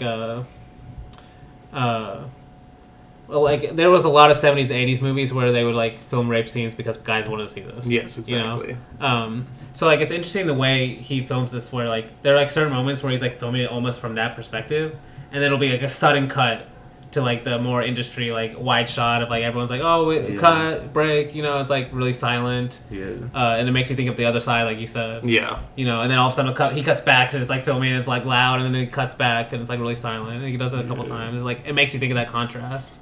Both sides, but then also it's like it's just kind of gross, you know. I guess it's very gross watching it. Because she's rape scenes in general are just like No, I almost I can't think of a movie where I like it really. Yeah, I'm trying to think like, do I like a movie where there's like a movie, but that you really like that like has a like is it an immediate turn off for you? because there probably are movies where like it'll be implied. You imply, You know? yeah, I guess yeah, because I mean like Alzar Balthazar's implied. Yeah. But like actually showing it, Yeah, you know, showing it like the same way you would film an action scene or something. Yeah. Almost, you know, with cuts That's like the that. problem. It's like, I don't know. Especially like I said, they were making these a lot for guys that wanted to see this. Oh, actually, A Clockwork Orange. I got him. Got him. What's your defense there? It's all in wide. Okay, no, actually there are some close-ups. All right. Yeah, Clockwork Orange has a few. Huh? That's the type of movie it is. Was it 5 stars for you? All right, so back to the movie.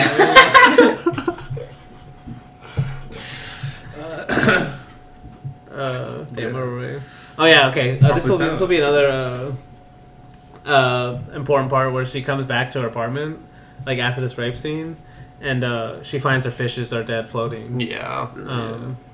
And this is like honestly that this moment kind of feels similar to Cat People, where it's almost The like bird, yeah, exactly, yeah, honestly, yeah, this idea like almost like world is kind of like also showing this kind of darkness in hers. I don't know, like that.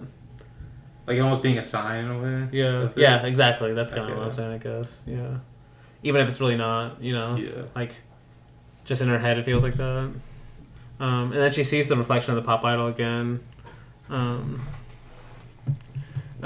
We get a shot of the creepy guy in his, like, apartment, where he's like writing from her perspective the diary entry of, like, how she hated doing the rape scene and stuff.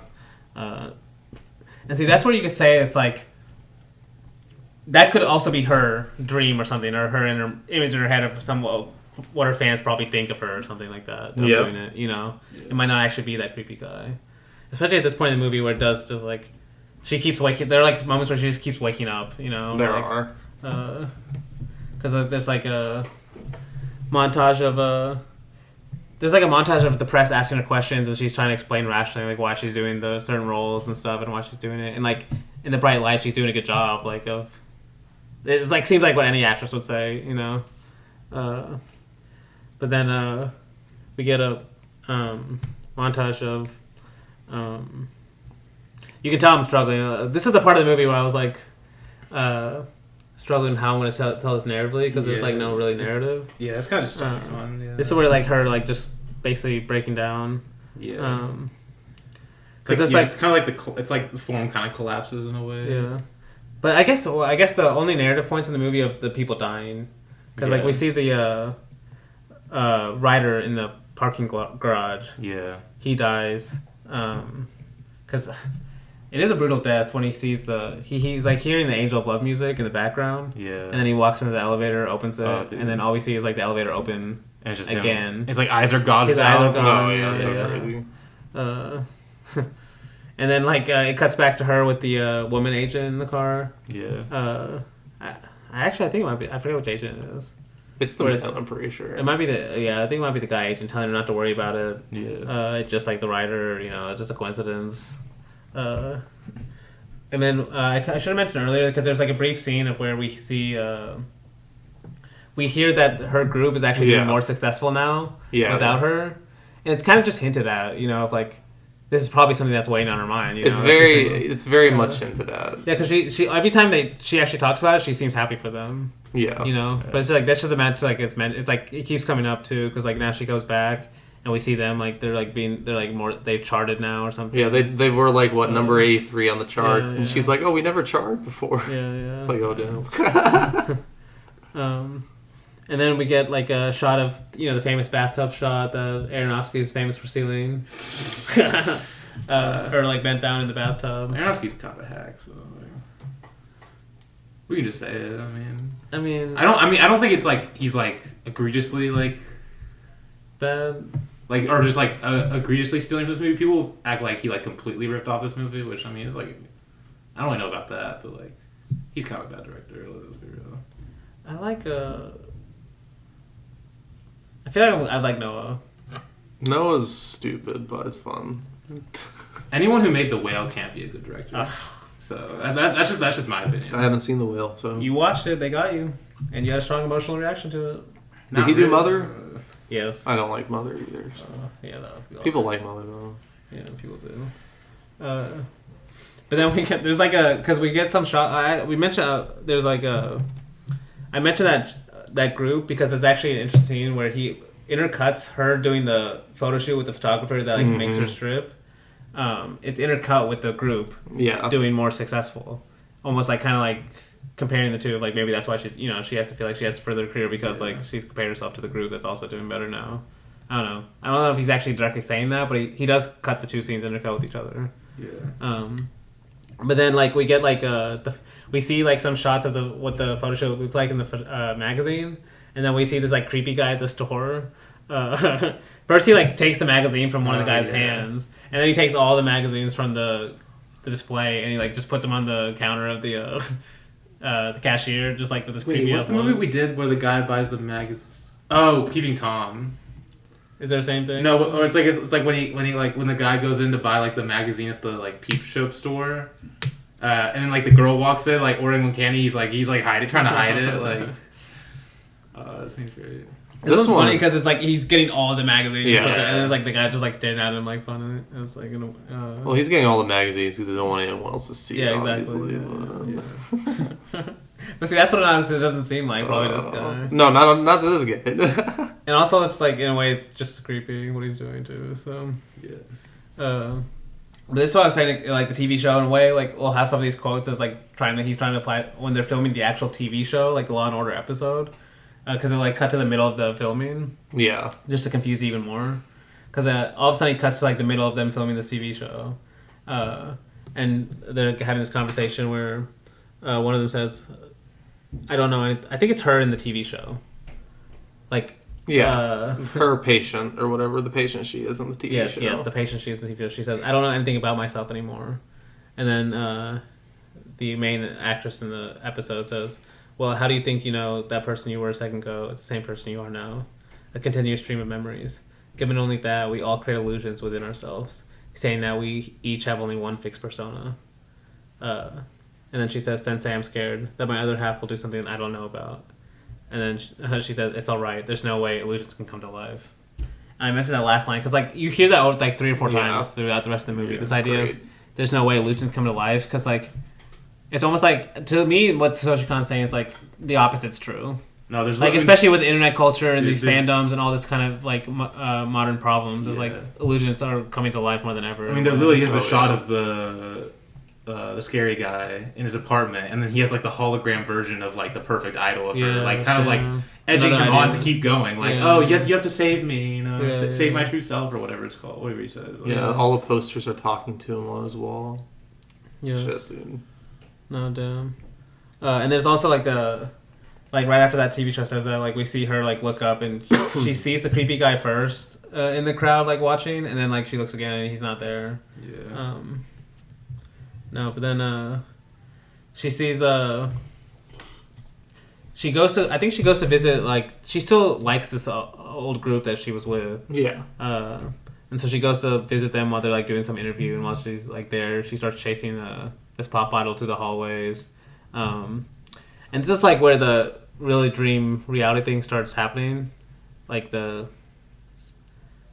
he's like really starting to confuse you because like he starts chasing this pop idol through the hallways, and then ends up on the road, gets hit by a truck, and then right when she gets hit by a truck, she wakes up from her dream. Yes. And that becomes important because like at the very end of the movie, she says something like, maybe that was reality, when I got hit by the truck and everything else has been a dream after that or something. Yeah. He puts that in your head too.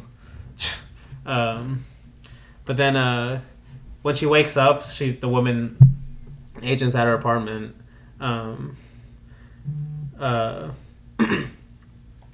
And she says, she says this to the woman agent, but maybe she's more like me than myself. My other stuff that I buried deep down within my heart. What if that other personality suddenly started acting on its own? And then the agent also says to her, "It's all right. There's no way illusions can come to life." Like the exact same line. Yeah. And that's what's funny because it's like you could read it as almost like these are actually the people in her life telling her this, or you could read it as like this is what's in her head, like almost try and convince her because we don't know what's actually reality at this point. No, yeah. Yeah. Because then right after she says that, it cuts to the TV show being filmed again, like literally in the middle of it being filmed too. And then she wakes up from another dream. After that, like there's like dreams on dream. dreams. Yeah. It's like Bunwellian in that way. Damn. You could say Satoshi Konian. Satoshi Konian. Konian. Or no, that doesn't work. You can't do it with him. Konian. Konian, okay. That works. No. That works. Bunwellian barely even works, to be honest. Because there's a scene where they're filming a TV show, and the guy in the TV show says, I forget the guy or the girl, but one of them says, "What if the illusion found someone to possess?" Yeah. You could say that's also what's going on in the movie. Yeah. Like, the illusion finding like these fans to possess, honestly. But then we see I think it's the TV producer getting stabbed. Oh yeah. At his house. I thought it was the photographer.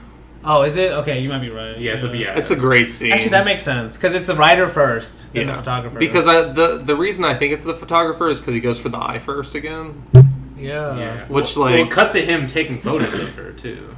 Yes, that's true. Yes, it's like cutting back and you're forth. right. Okay, yeah, it makes more sense.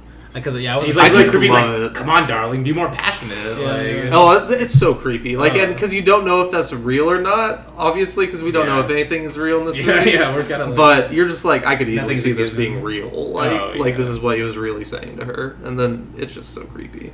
Even just the way the stab happens. I think it's so funny though. Well, the background of her stabbing her too has that like hologram, almost like LED kind of like picture of her as the idol on the back. Like while she's stabbing him.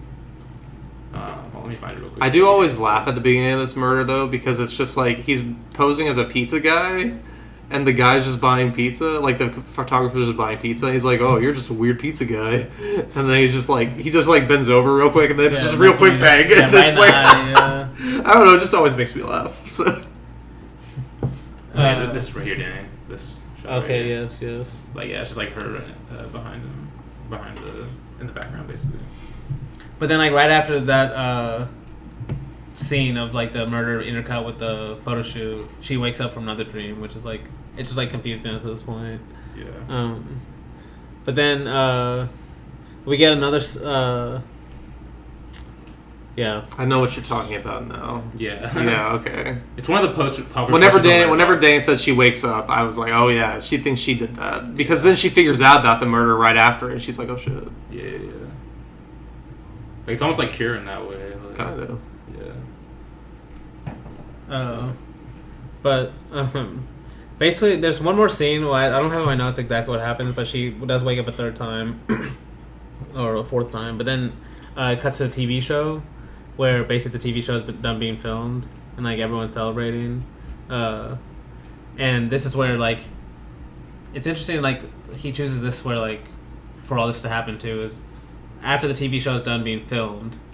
The actress is like walking down the hallway, just her and the actress. Yes, and the actress I is love it.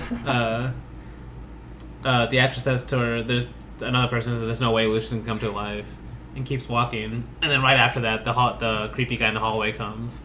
Oh, I thought you were gonna mention like she says that to the actress that was in the also TV show. Like she says something like that to the actress in the TV show, and the actress says like, "Oh." She's like, we're not filming anymore. Yeah. She's like, that was just a line in the show. Yeah. No, because it's funny because that happens, and then right after that, this creepy guy comes, like almost like prove it wrong. Yeah. And this is where the chase starts. It's just a recreation of the rape scene, which makes it even more uncomfortable to watch because it's just like damn, because it's happening in the same exact location. Well, it's basically showing what's that like what this guy stalking her. Literally, basically, he is basically kind of raping her in a way, like kind of using her without consent for his own kind of like fantasy. You could say. Like it's just a literalization of that in a way.